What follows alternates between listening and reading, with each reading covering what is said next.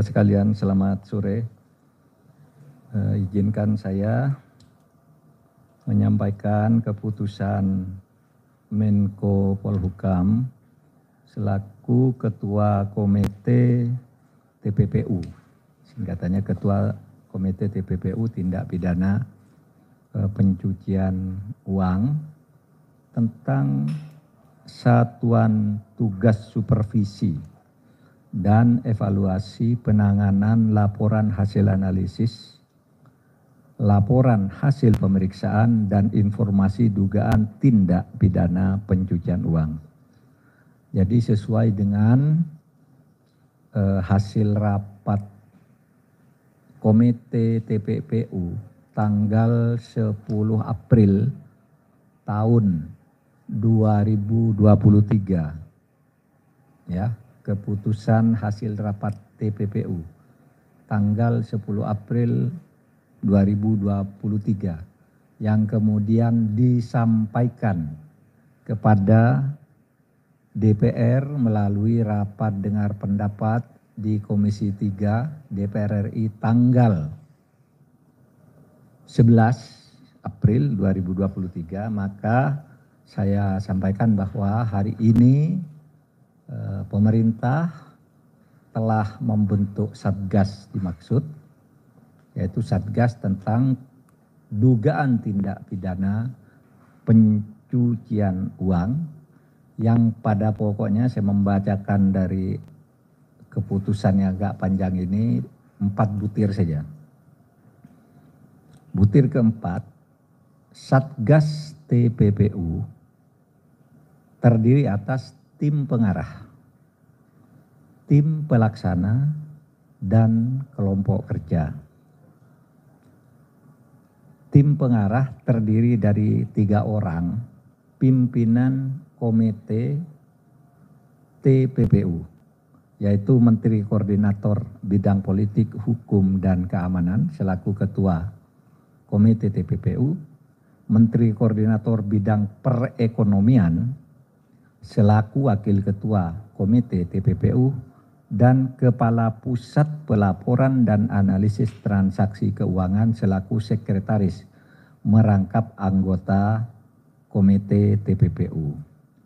Kemudian ada pelaksana. Pelaksana terdiri dari ketua adalah Deputi 3 Bidang Hukum dan HAM Kemenko Polhukam. Kemudian wakilnya Deputi 5 Bidang Koordinasi Keamanan dan Ketertiban Masyarakat Kemenko Polhukam.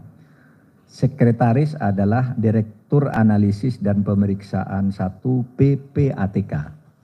Adapun anggotanya 1 Dirjen Pajak Kementerian Keuangan, 2 Dirjen Bea Cukai Kementerian Keuangan, 3 Irjen Kementerian Keuangan, 4 Jaksa Agung Muda Bidang Tindak Pidana Khusus Kejaksaan Agung Republik Indonesia, 5 Wakil Kepala Badan Reserse Kriminal, Wakil Kabareskrim Polri, kemudian yang ke-6 Deputi Bidang Kontra Intelijen BIN, dan yang ke-7 adalah Deputi Analisis dan Pemeriksaan Pusat Pelaporan dan Analisis Transaksi Keuangan. Saudara, yang sering ditanyakan itu, ini kan kasusnya di Kementerian Keuangan, di Pajak dan Bea Cukai. Kenapa yang masuk tim pemeriksanya Kementerian Keuangan? Memang menurut hukum, penyidik untuk masalah perpajakan dan Bea Cukai itu adalah Ditjen Pajak dan Ditjen Bea Cukai. Jadi tidak bisa dikeluarkan karena dia yang nanti akan menindaklanjuti dan punya kewenangan pro justisia. Lalu di dalam melaksanakan tugas, tim pelaksana dibantu oleh kelompok kerja, di mana ada 2 kelompok kerja, yaitu kelompok kerja 1 dan kelompok kerja 2. Dan selanjutnya saya bacakan yang ke-11. Nah ini, dalam melaksanakan tugasnya, Satgas TPPU didukung oleh tenaga ahli di bidang tindak pidana pencucian uang, korupsi dan perekonomian, kepabeanan, cukai dan perpajakan yang terdiri atas 1. Yunus Hussein, 2. Muhammad Yusuf, kedua-duanya mantan kepala PPATK. Yang ketiga, Rimawan Pradiptyo, dosen UGM, Wuri Handayani, dosen UGM, Laude M. Syarif, mantan pimpinan KPK, Topo Santoso, guru besar UI, lalu Bapak Gunadi, Pak Gunadi, kemudian Bapak Danang Widioko, Bapak Danang Widioko TII ya, Widoyoko itu TII. Kemudian Faisal Basri. Ada juga Mutia Jani Rahman. Kemudian Mas Ahmad Santosa dan yang terakhir Ningrum Natasha.